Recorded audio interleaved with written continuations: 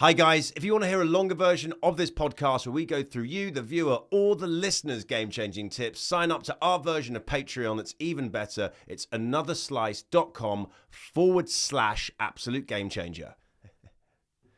All right, my game-changing tip. Let's hear it. Is just use a spoon. Just use a spoon. That's it, is it? I realised I'm 36 now, how many times I've been using knives and forks in my life and I don't need to. Just cut out the middlemen. Just use a spoon. I thought it was going to be slightly longer. Okay. Doesn't have to be. There's no set. No. It's There's a great no set tip. parameters. I feel like there's people listening and watching who are probably they might even be eating a meal right now. I know they've instinctively used a knife and fork. That's 2 items to wash up. Really, you could have done it all with a spoon.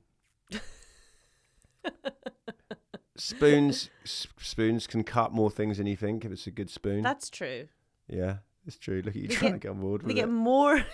I'm trying to be on your wavelength. They get more stuff on the spoon. Get more on there. Well, as a baby, everything gets given to you on a spoon, and then I feel like like too much technology. And then you grow up. Everyone's like, we don't need these iPhones too much. You don't. I feel like knives and forks are the iPhones of the cutlery world. Well, I mean, in Asian culture, a lot of Asian cultures, like the Philippines, you do get you get a spoon and a fork, not a knife and a fork. They don't use chopsticks in the Philippines. They do not. No, they were like, let's again. Well, they often eat with their hands as well. I mean, actually, they've gone one further on top of you and just gone, not even cut all that. Just use your hands. Scoop it up. You can wash it afterwards. Some might say if you scoop it correctly, you sort of turn your hand into a spoon. Yeah. Would you use a spoon or fork for the basmati rice? Definitely spoon. Definitely a spoon. Well, a fork. Yeah. A fork's like a spoon with the spoon/sieve. It's got too many holes in it. Do you know what I mean? Spoon sieve. A spoon. To be fair, a spoon is I try and when I have like a bowl of something, I really try hard to get everything because then I don't have to clean like especially rice because you don't want it going down the drain. Yeah. So if you've got a spoon, you can get all of the rice. Whereas when I use a fork, I can't get hardly any of the rice. Exactly. But what about pasta? Spoon. Oh, spaghetti. Yeah. If we're talking, well, obviously, I'm not a maniac. Oh, that's a fork. Okay, but really, when you're using that fork and you're struggling, what comes to the rescue? A spoon. So that is true. If you don't know the spoon technique, you put the fork on the spoon with the spaghetti on, and you turn it round and round. And we tried to get my dad to do that, didn't we? And that was hard work. He is of an age where I'm just like, do you know what? I thought it was just technology, but turns out it's just anything new. Yeah. Any new anything. So spoon. Just use a spoon. Just use a spoon, guys. Put that on the t-shirt.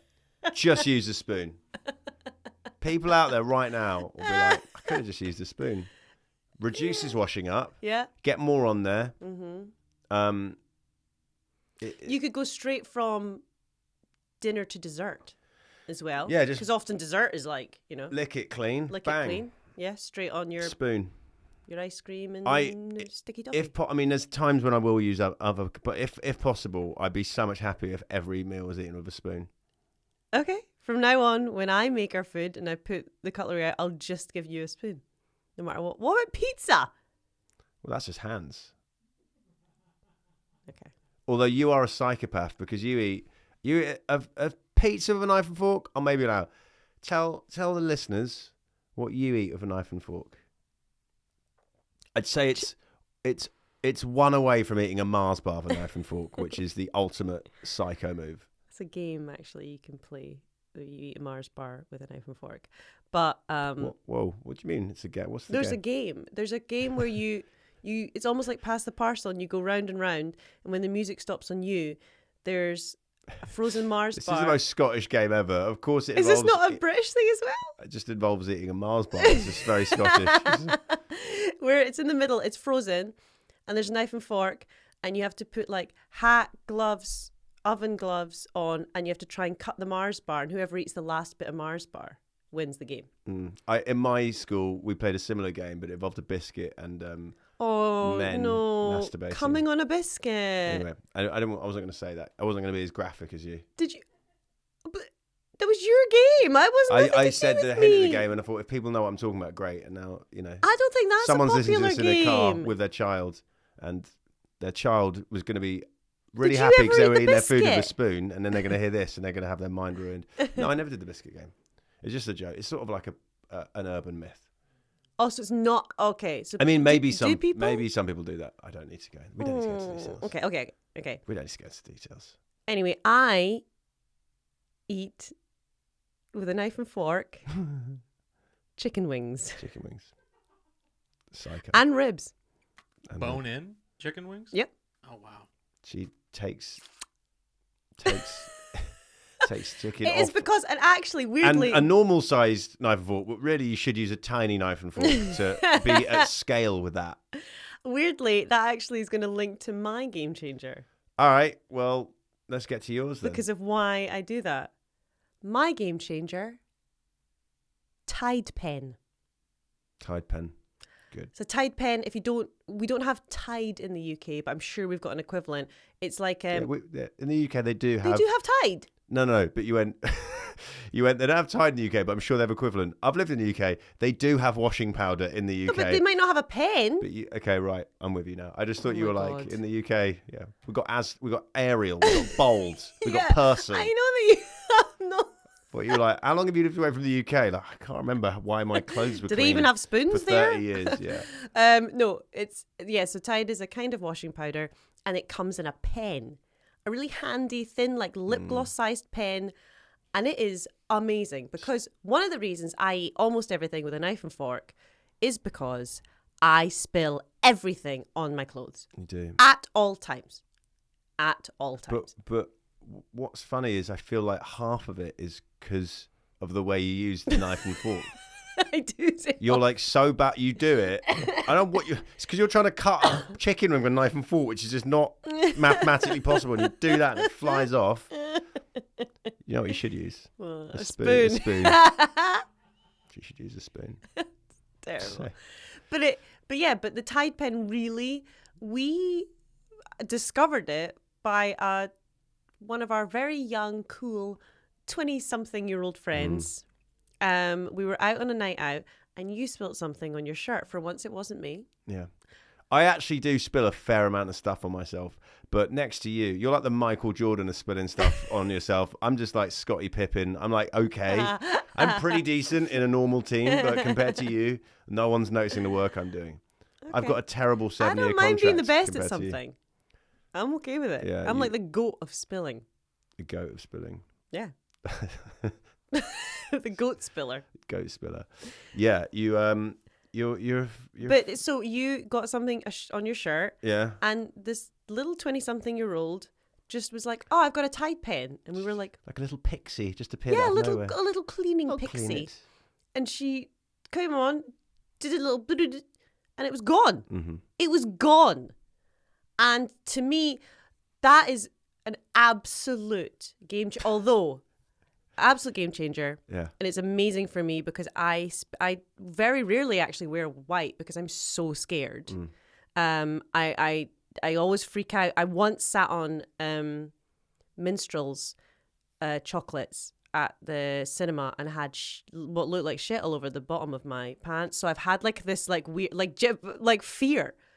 I have a genuine fear. You just reminded me of a time where you think that's bad. I went for a drink with my friend Richard Bentley and his now wife, Caroline.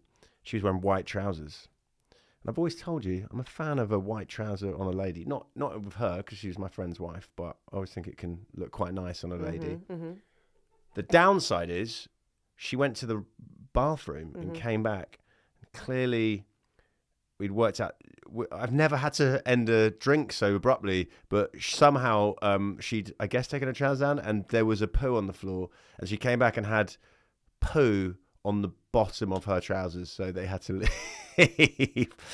This is a funny one. Sorry, I'm going to have to go. I've accidentally put my trousers in another man's The problem there wasn't the white poo. trousers. That was someone shitting on the floor. Yeah. Mm-hmm. Not even a Tide pen could. No. Maybe it's not an absolute. Not even game an actual Tide could fix that. No way. That's game over. That is terrible. The fact that I've seen her, the fact that she's still alive and didn't immediately kill herself after that happened is a miracle. She must have burnt her jeans. Someone else's poo on your. No, that's not good. My only negative on the Tide pen, I think it's amazing, can fit in your pocket. It can't clean away full human shit off your trousers. No. Is that the negative? No, it is because a couple of times we have been out and I've spilt something on me. Yeah. And then what have I done? I don't know. I got an excuse to go shopping. Right. So. And I bought a whole new outfit. Oh, I'm with you. Okay. I like the fact you always do this thing where you're like, oh, can I go? It's like, I've never, and you always go, I don't, what, you ask me like I'm your dad, can I go buy this stuff? I'm like, I don't care. Just go buy it. Right. When have I ever gone, so you could have a Tide pen, you could clean it, and you could just also just go buy more clothes. I mean, it's terrible for the environment, the amount you buy clothing wise, but that's the only negative. All right. I mean, this is but I'm saying positive podcast, and you're really just massacring me. I saw a photo of new fashion washing up on the beach, so I'm just saying. Well, I don't throw any of mine away, though, do I? I keep it all. Yeah, So it's not going to end up on any beach. No. In a way, actually, I'd rather it just throw it in the sea. Actually, now I think about it. Throw it in the sea. It's too much stuff.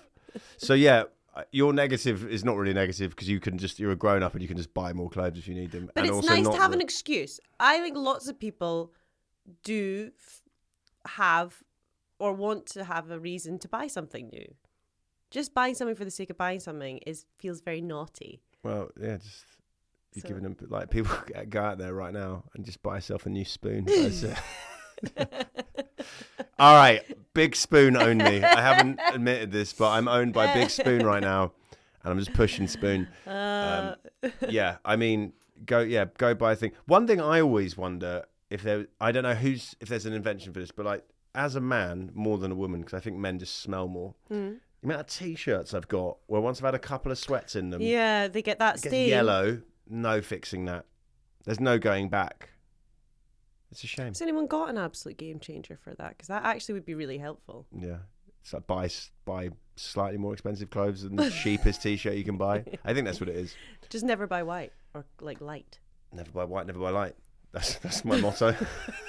Never buy white, never buy light. Just buy a spoon. All right, spoons. Tide pens. They're in there. I got one that involves both of you. Yeah. Both of your absolute game changers. Hang on. Please. Hang on. Have you got a spoon that also distributes washing up liquid? No, but it loosely is tied to both. This is amazing. Okay, go for it, Indy. Whenever I eat ribs or chicken wings, I put Ziploc bags on my hands. So that I don't have to wash them lick them or wash them. In a restaurant, are you doing that? I don't have a stock with me, so it's at home. Yeah. Oh my god, dude! I would 100%. I'm vegan, and I would go eat in a restaurant that has. You mandatorily have to wear Ziploc bags on your hands. What's great about that is just you know in life you go. I've got a game changer for you. Have you heard of gloves? Have you heard of gloves? I have, yes. But Ziploc bags work. They work great. Yeah, but they don't have you don't have the dexterity. It's like you basically turn yourself into a horse for a bit. You turn yourself into a very clean horse. Paws. Yeah, you've got paws. You've lost your opposable thumbs using that, right? Well, I think, to your point about being good for the environment, I'd rather not waste gloves. No, but you disposable can. Oh wait, bags. do you wash the bags afterwards? Oh, you wash the bags? Oh hell no, no. So hang on, but I was suggesting disposable gloves, which is just the same as a disposable bag. Oh well, I didn't think of disposable. I was actually. I didn't think wear leather gloves. Like a murderer. Like the weirdest hitman ever. You're like, I came really late. It's already dead, but I got to do something, so I'm gonna eat this animal. Yeah, well, maybe I should switch to surgical gloves. Yeah, surgical gloves. Yeah. Like doctor's gloves is what I was thinking. I wasn't step up my class. That would be so creepy. If like I came in and you were eating ribs with doctor's gloves on, I'd be like, he's Dexter. Yeah, no. That's the human remains. I would be more eating. scared if he was eating them with leather gloves. Yeah. Just eating with leather gloves, chicken. Actually, go back to the Ziplocs because that's cute. I would just find that funny. If I walked in and you were eating ribs with a Ziploc bag, that's a hilarious, silly thing to look at. Can we get your other half's opinion on the Ziploc bag technique? Yeah, Victoria, come on over here. Victoria, what do you think about the Ziploc bags? Did he? It's humiliating. Did you ever try it? No, I think it's so weird. When in the relationship did you bring that out? Like, that's not a first date move, is it? Because otherwise, there's not a second date. When I first learned about it, I'm like, who does this?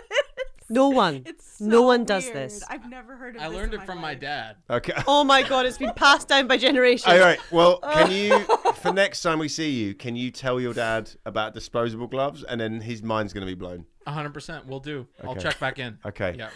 It's really hard to follow that information. That's amazing. That's one of the best things. If I've anyone ever else heard. out there has an equally insane thing they do I do get the trying to not cause a mess, but just it's funny that there's a much more convenient way of doing that, which you not even thought of. Well, I would think that surgical gloves aren't as quick.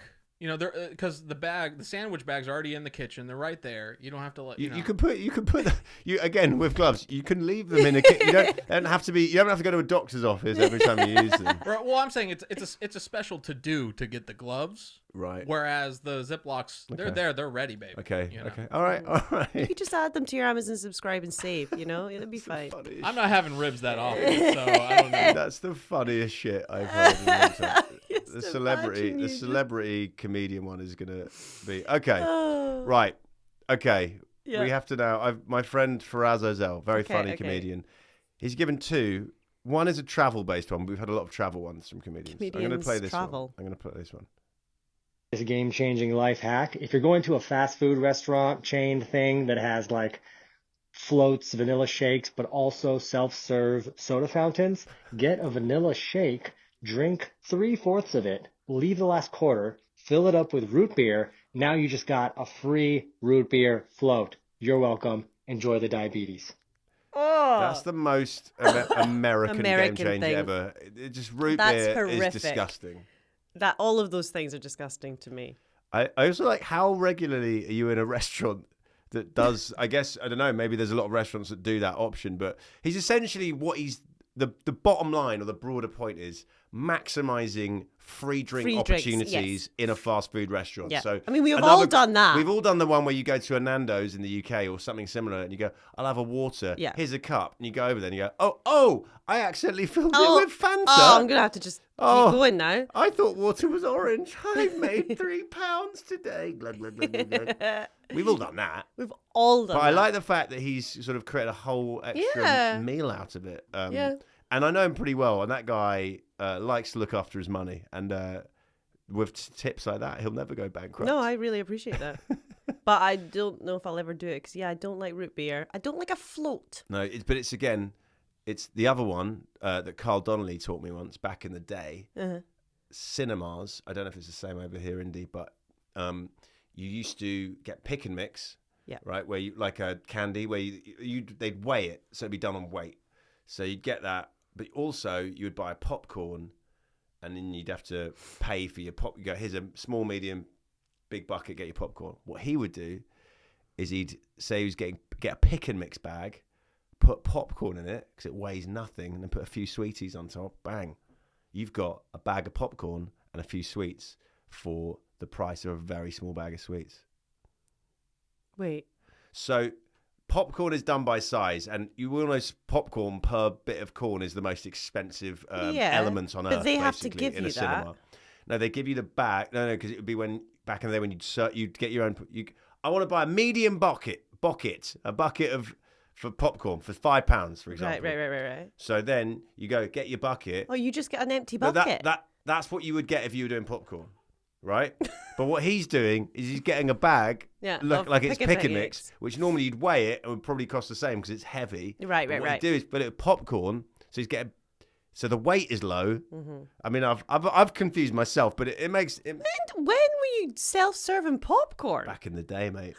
How old is Carl? Back in the day. What, the 60s? He'd swap it for an old goose in a town square. That's how old he is. Right. That's our little. There's a little cheeky tip. I prefer Feraz. Feraz's one. I mean, it's a viable option. If you wanted someone to explain that the worst way possible, I nailed it. Yeah. Guys, that's our episode this week of Absolute Game Changer. We learned a lot and we laughed a lot.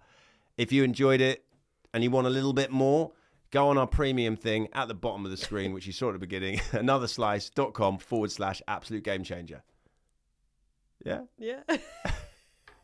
You looking at me like you said thing. It was just... What did I say? I don't remember. All right. Okay.